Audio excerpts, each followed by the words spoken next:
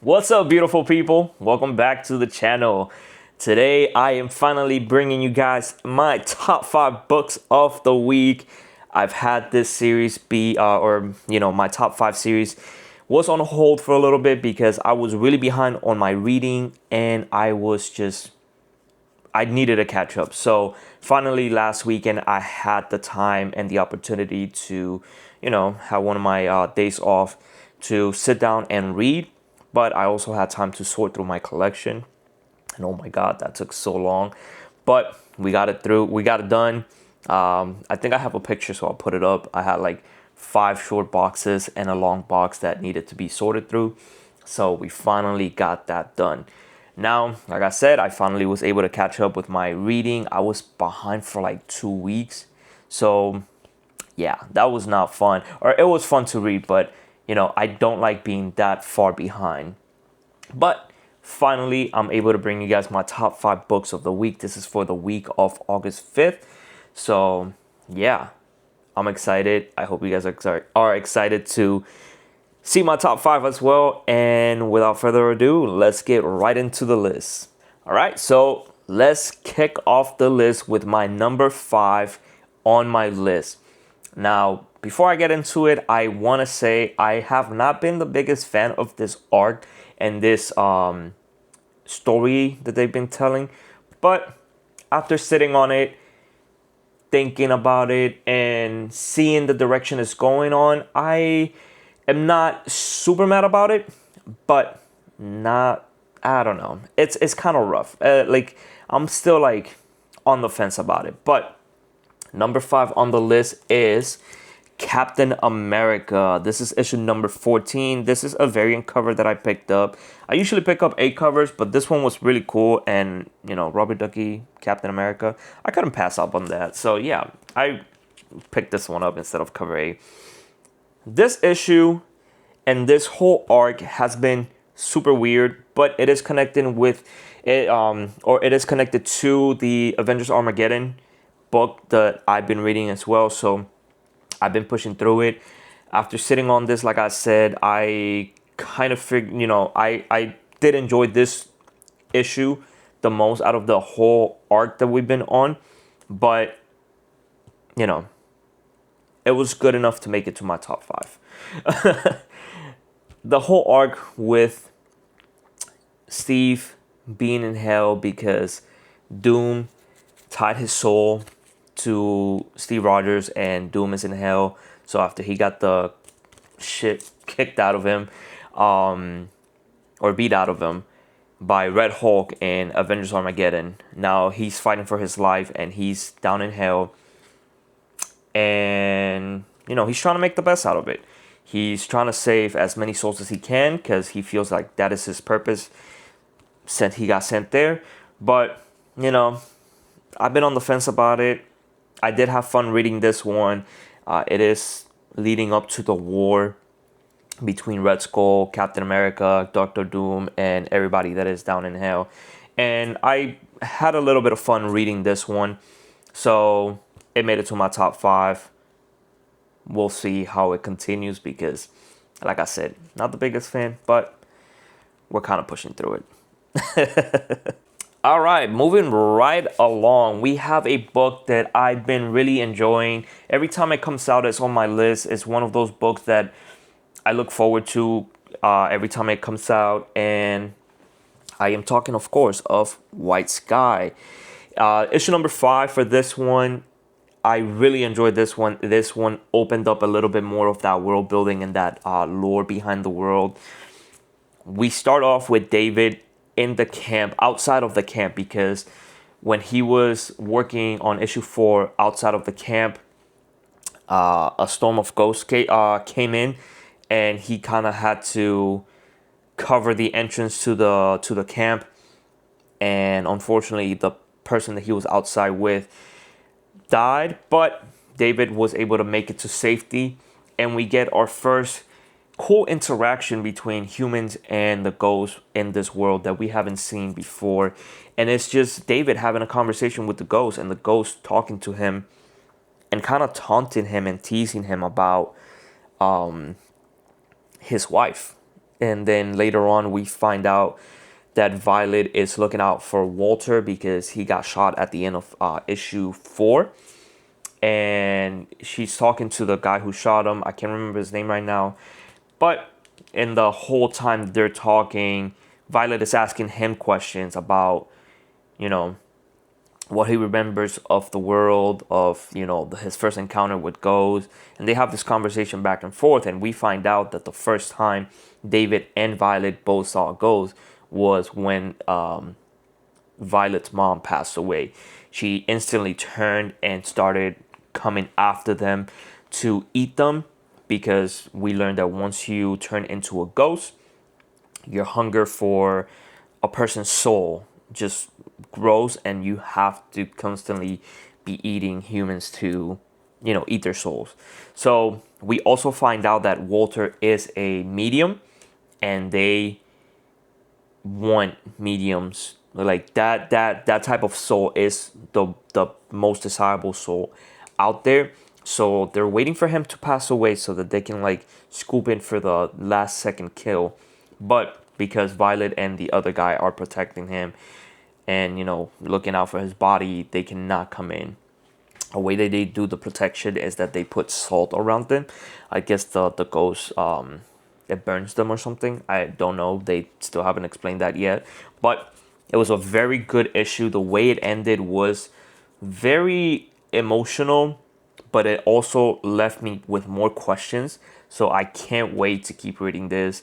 I think I've said this before, but this really reads well as a trade, and I believe the trade paperback is coming out later this year. So if you guys are not reading this and are not keeping up with it, with the back or the single issues, I will definitely recommend this as a paper trade back, because being able to read through it in one sitting, maybe like just having the whole story of the first 5 to 6 issues in that trade, and just being able to read through it nonstop, I feel like it reads better that way.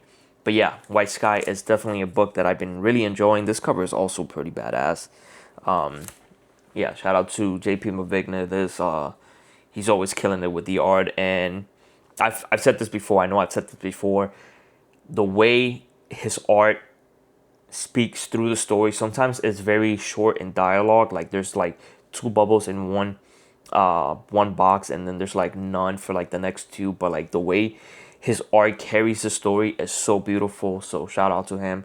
This book is something that I've really been enjoying. So yeah, White Sky at my number 4. All right, and with that, we are moving to my top 3 books of the week. This is my number 3. I really, really, really enjoyed this book at my number 3. The previous issue before this one, I was not a huge fan. It kind of threw the story. It did build up on the story, but it kind of threw me off a little bit. It wasn't my favorite. It was just a lot of talking in the issue. Not that that's bad. It's building up the story, right? But I don't know. The whole series has been pretty fun, and that book was just kind of like, I don't know. I wasn't a huge fan. I kind of felt bored a little bit.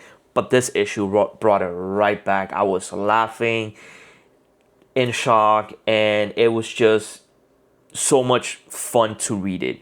And I am talking of Royals from Image Comic.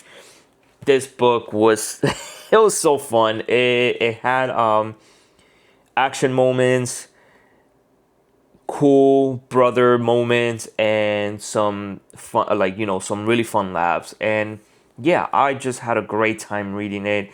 We learned more about Pastor Park and his connection to, I think you pronounce it, Dashman, which is the big mob man that is coming after the brothers for ruining or cheating in the, I say cheating, but they were cheating, but cheating in that poker tournament on the first issue.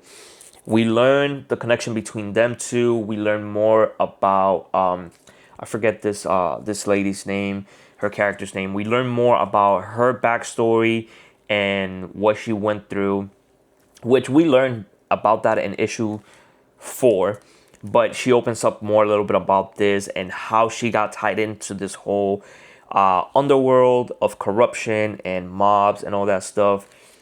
And yeah, she helps the brothers now try to reconnect and take down Pastor Park and Dashman. I think that's how you pronounce it. Don't quote me on that. I might be butchering that name so bad. But this book was a lot of fun. And I believe issue 6 is going to be the ending of the story.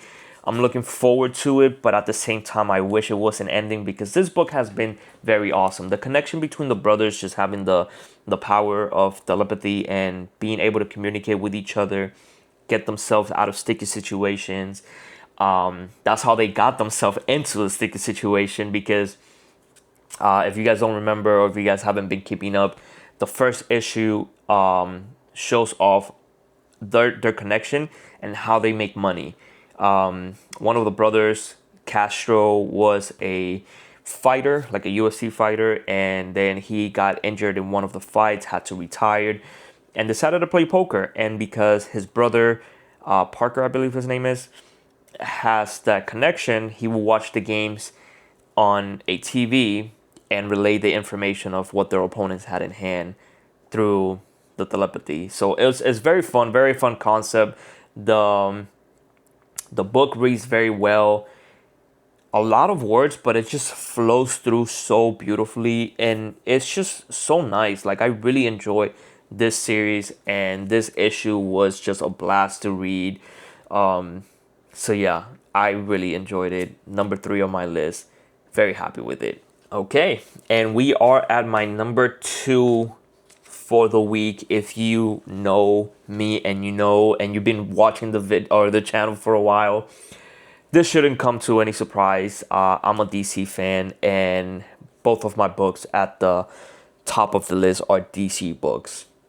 So, yeah, that's just how it is. But yeah, my number 2 book is one of my favorite ongoings, and I honestly feel that this issue was just so, it left me wanting more. I wanted so much more.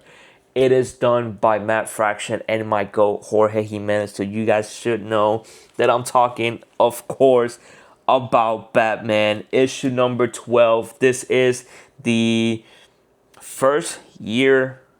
So this is number 12. This ends the first year of the run. And issue 13 will be year 2, which doesn't have anything to do with the story. Like the story will still continue as it has been continuing, but it is cool that we hit the 1 year mark, and it also hits my 1 year anniversary of collecting coming up soon, because this issue 1 came out right as I was starting to collect. So yeah, I'm about to hit my 1 year anniversary of reading and collecting comics. But enough of that. We'll talk about that later. Batman issue number 12. The first full issue where Verity Pennyworth is involved in. We finally got her introduction on issue 11. But issue 12 is the first issue where she is on it all the way through. This book was a lot of fun to read. I really enjoyed it. We kick off the book with Bruce talking to the ghost of Alfred and telling him how, he didn't know he had this plan in motion. And Alfred tells him pretty much, I had to have this plan in motion just in case anything would happen, because I know that you need your assistance and, you need somebody by your side. And he trained his niece to be as good or better than himself, Alfred. I love the moment where Bruce is telling Alfred, I'm not the one who needs convincing, it's Damien who needs convincing. And then he turns around and they're both laughing out loud and having a great time. And the way Jorge Jimenez drew his expression in the face was so amazing. I loved that panel. That panel was amazing. But then we get into the Batman side of the story, and we learn that there's a contract out for Bruce Wayne, and there's a few assassins out in Gotham trying to take him out. What they don't know is that this was an open contract. They all thought they were all in there going after it.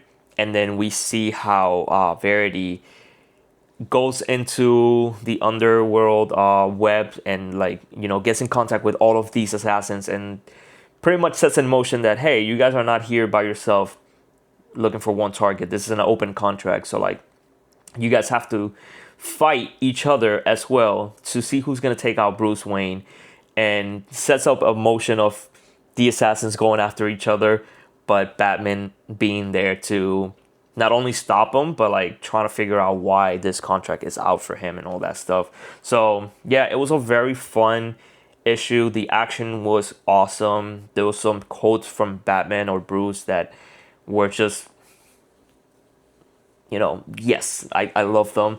And then the ending was very interesting. We see a returning character talking to somebody we can't see on the pages. So I'm very curious to know if anybody out there has a theory.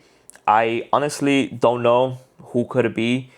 I like the mystery. So yeah, if you guys have a theory, leave it down in the comments. I would like to know what you guys are thinking. Obviously, if you guys are reading the book. But yeah, leave it down in the comments. And also tell me what you think of the book. I really love this one. And yeah, it was a lot of fun. So I'm very excited for this series and to see where it continues. Issue 12, first year of the Batman on the books. Thank you, Matt Fraction and Jorge Jimenez. My goat. All right, and with that, we are at my number one book of this week. I honestly thought Batman was going to be my number one. I love that series and everything. I love this series too. But the way this issue was done, I just loved it. It was action-packed, but it also had heart behind it. And it was just so beautiful. They did something in... It's not... it's like a 2-page panel.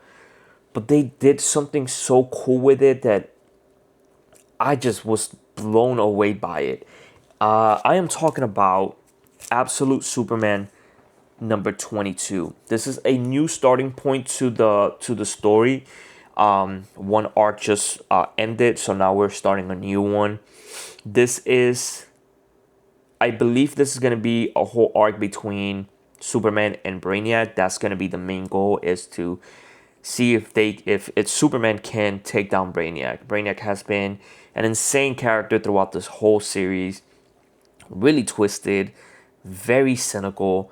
It's just a very awesome Superman villain, and I feel like this arc is gonna go crazy with him. Sorry. And we had a strong start to it.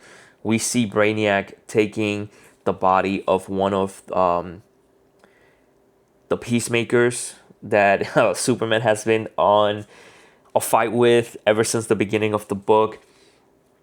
And he turns them into a monster pretty much. He has kryptonite all over his blood. So off the gate, the fight between Superman and the character right here, it's just an uphill battle for Superman. But throughout the fight, he's having this self-monologue about how he doesn't want to fight to beat him and destroy him. He wants to fight to restore him. He wants to fight to bring him back to the light side. He wants to fight to make this person a better person. He's not fighting to beat him and win and destroy him and take him out. He's fighting for him. He's fighting to bring him back to what he is, a human being. And the fight is just insane. The whole time it's an uphill fight for Superman. They're fighting and he's fighting next to, somebody who has kryptonite all over his body. So off the gate, he's at a disadvantage. But they're also fighting somewhere where the sun is not shining too much. So he cannot restore his powers or his health and his, his body with the power of the sun. At one point, he gets a little glimpse of it. He starts healing, and the Peacemaker takes him out underneath ground, and the fight just continues. But there's this beautiful moment where It's a 2-page spread, and you see the outline of Superman and the outline of the Peacemaker. It's Christopher, by the way, for those of you guys that don't know. I'm sorry, spoiler warning, sorry. But yeah, if you guys watch Peacemaker from HBO, the character that John Cena plays is in this book. Not the one John Cena plays, but the absolute universe version of him. And they've been at it for the longest time in this book, and this time he's fighting a version that Brainiac put together to beat Superman. It's insane. It's gruesome. It's so the way Brainiac is in this book is so insane, but it's very good. And this arc just looks super insane. I can't wait to see more of it. The fight between Superman and Brainiac is going to be insane. And I'm pretty sure we're going to get the introduction, not the introduction, because we already being introduced to a character that just kind of got left out in the past like 10 issues maybe. And I feel like we're going to see the return of this character, and I can't wait to see what the team does with this book. I just feel like it's going to be insane. This arc might put this book on another level for me. So I'm very excited. And with that, that is the list. This was this was a very exciting week. I really enjoyed it. I had a lot of fun reading, organizing my collection, going through everything that I had. It was fun to see all those titles and everything, and I am just very excited that I was able to finally organize my collection and update my Comic Geek app, because yeah, everything was just out of sort. I hadn't put stuff in the app, and yeah, I needed to do all of that. But I had a great time reading. I am now reading the books from this week. I am recording this on the 14th, so the books of the week came out on the 12th. For this week, so stay tuned for that video next week. I'm gonna bring you guys my top 5 books of the week of the 12th, and I've already read a few of them, and I'm super excited. It's super good. We're gonna have a banger list. I picked up about 10 books this week, unique books, obviously, and yeah, it's probably gonna be a tough week to put on my list, but I'm very excited. But yeah, with that, I'm gonna leave you guys. Thank you for watching. Thank you for being here with me. If you guys enjoyed the video, please leave a thumbs up. Leave me a comment down below. Let me know if you guys have read any of the books. If you guys are reading Batman, let me know who you think is that one character we didn't see at the end. And if you're reading anything else, let me know what has been at the top of your list. And yeah, if you guys have any recommendations, let me know. I'm always open to reading new stuff. So yeah, I'm very excited about that. If you guys enjoy the content, please subscribe to the channel. And yeah, with that, I'm going to leave you guys to it. Thank you so much for being here. Thank you so much for spending time with me talking about books. It's been KFC Trades, and I'll catch you guys on the next one. Peace.